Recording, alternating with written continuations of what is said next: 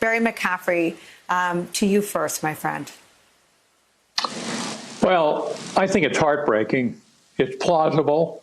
It matches the other kinds of statements he's made, from making fun of Gold Star families to deriding Senator McCain, an authentic American hero. It's combined with a level of ignorance also of American history and our country that is astonishing. He allegedly asked General Kelly or people in Paris, why did the U.S. in World War I come in on the side of the Allies? He allegedly asked Kelly at Pearl Harbor, tell me what happened here. I think the bottom line is 2.1 million men and women, active Guard and Reserve, and our armed forces. They've suffered 60,000 killed and wounded in the war on terror. He has no respect for somebody who serves out of patriotism or commitment to the American people. He doesn't understand it. He thinks you got to buy people to do things. It's a disgraceful situation. General McCaffrey, there's a pileup now of evidence of his disdain for the U.S. military. Phil Rucker and Carol Leonnig write in their book, A Very Stable Genius, one of the most detailed accounts of an incident. It was designed as an intervention, a briefing for him, and he blew up at the most senior military commanders. It was after that briefing that soon-to-be ousted Secretary of State called him a bleeping moron.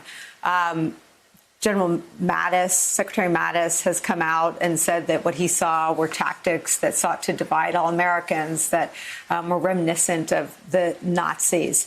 The comments about John McCain not being the kind of POW that he likes, but someone that was captured and therefore not a good American hero. I guess my question to you is, we're in this climate where 40% of the country doesn't believe anything written. The fact that 3 news organizations have accounted for all of these statements from the president, and that the public-facing words match what has been reported in this story, where does that leave us, considering the fact that, along with being president of the United States, he is the country's commander-in-chief?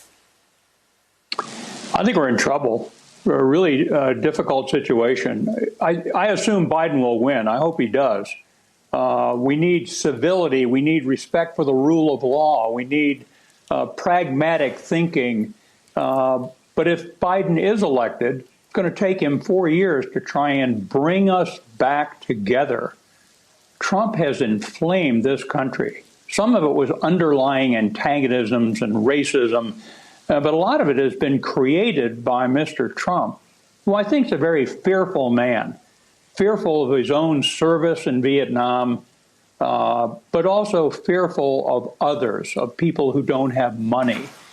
So we're in great trouble. This is a genuine chasm of angry people who look at this man of no character, who lies all the time in a sort of a childish way.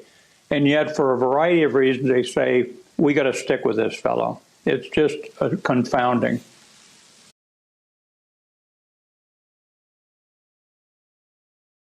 Hey there, I'm Chris Hayes from MSNBC. Thanks for watching MSNBC on YouTube. If you want to keep up to date with the videos we're putting out, you can click subscribe just below me, or click over on this list to see lots of other great videos.